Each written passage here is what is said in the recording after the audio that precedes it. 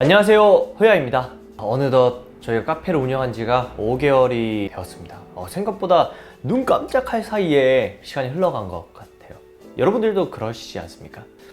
저희가 이 카페를 운영하기에 앞서서 참 많은 생각들을 했습니다. 물론 이 업종에서 10년 가까이 일을 하면서 전문성은 어느 정도 가지고 있다라고 판단을 했습니다. 하지만 저도 물론 그렇지만 같이 하는 그 친구도 카페를 직접적으로 운영하는 것은 처음이다 보니까 항상 배우는 자세로 한번 해보자라는 생각을 많이 했습니다. 그래서 저희는 성공한 업체의 사례들을 다양한 루트를 통해서 받으면서 그것을 저희 업종과 저희 위치에 맞게 변형시키면서 적용을 시켜봤습니다. 1월 달에 저희가 오픈했을 때의 매출은 상당히 바닥을 쳤었는데 저희는 오픈빨이 없었거든요. 근데 지금 5월까지의 매출을 보면은 계속 증가하는 모습을 볼 수 있습니다. 이러한 변화가 있었기 때문에 매출이 계속적으로 증가할 수 있지 않았나 그렇게 생각을 해봅니다. 그래서 오늘 이 시간에는 여러분들에게 저희가 매출이 지속적으로 증가할 수 있었던 성공 비법을 3가지 말씀드리도록 하겠습니다.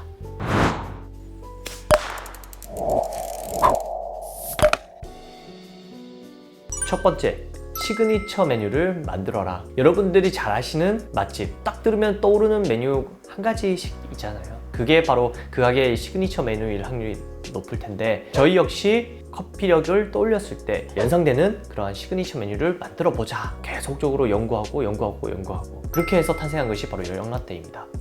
영라떼라는 이름처럼 마시면 힘이 날 수 있도록 달달함을 기반으로 만든 라떼입니다. 처음에는 아메리카노와 영라떼의 비율이 4대 1이었습니다. 많이 차이 났죠. 아무래도 이러한 시그니처 메뉴는 소비자들이 인지를 못하기 때문에 주문 시 꺼려하는 부분이 있을 수밖에 없거든요.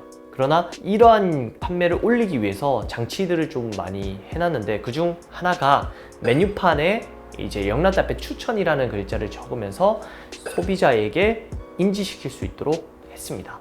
그리고 또한 홍보를 할 때는 영라떼를 중심으로 홍보를 하는 전략을 진행을 했고요. 그러한 결과 5월에 영라떼와 아메리카노의 비율이 2대 1까지 올라올 수 있었습니다. 아마 이러한 영향 때문에 그러지 않을까 생각을 해보고 점차 그 비율은 더 올라가지 않을까 조심스럽게 판단을 하고 있습니다. 두 번째, 인사를 잘하자. 사실 망원동이라는 곳이 핫플이잖아요. 근데 주변에 보시면은 주거 하는 곳도 있고 오피스도 있고 이런 복합적인 상권이다 보니까 저희가 이곳에 버티기 위해서는 단골을 어느 정도 만들어 놓는 것이 우리가 버티는 원동력이지 않을까 생각을 했습니다. 그래서 그 원동력을, 그 단골을 만들기 위해서 저희가 선택한 것이 바로 인사였습니다. 인사라는 것이 여러분도 아시겠지만 기본 중에 기본 아니겠습니까? 근데 그 기본이 어렵더라고요. 저희는 그것을 그래도 자연스럽게 나오기 위해서 계속 또 실천을 했습니다. 그래서 항상 낭낭한 목소리로 그리고 밝은 미소와 함께 인사를 드렸죠. 백종원 대표는 이런 말을 했습니다. 그 가게를 성공시키는 비법 중 맛은 30%고 분위기는 70%라고. 그래서 저희는 이 분위기 70%를 이 인사가 분명히 만들어 줄 것이라고 판단을 했습니다. 그랬을까요? 인사를 계속적으로 하다 보니 손님들도 저희 가게에 오면은 기분이 좋아지고 그리고 그로 인해서 또 오게 되고 그래서 5개월이 되면서 단골 손님들이 점차 늘어남을 알 수 있었습니다.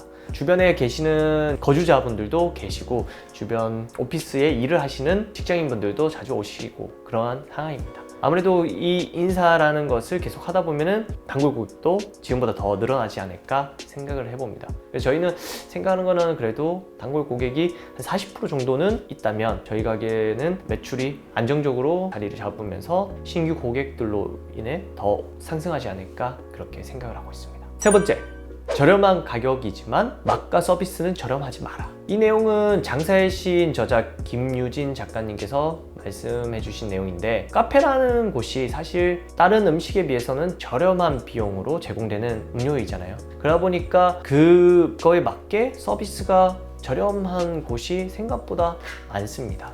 그러나 저희는 그 생각을 변화시켜서 커피 한 잔을 먹더라도 호텔 카페에서 먹는 것처럼 고급스러운 서비스를 제공해보자, 그런 생각을 했습니다.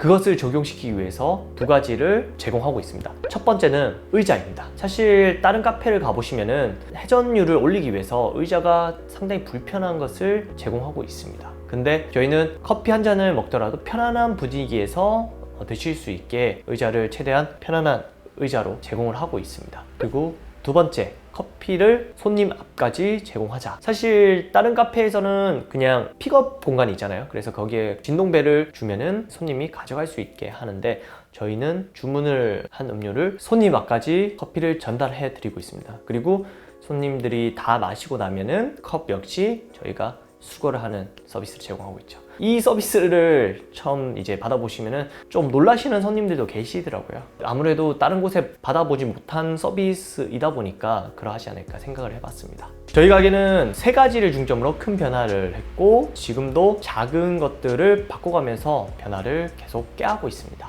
이러한 변화를 계속한다면 저희가 원하는 매출까지 올라갈 수 있지 않을까, 그렇게 생각을 해봅니다. 마지막으로, 많은 자영업자분들이 분명히 성공과 이제 실패의 기로에 서 계시는 분들이 계실 겁니다.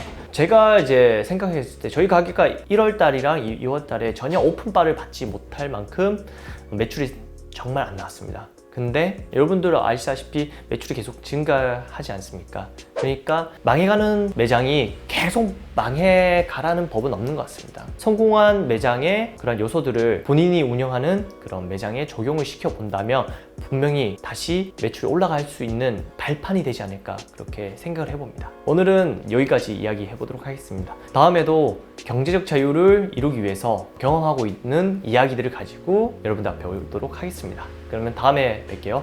안녕!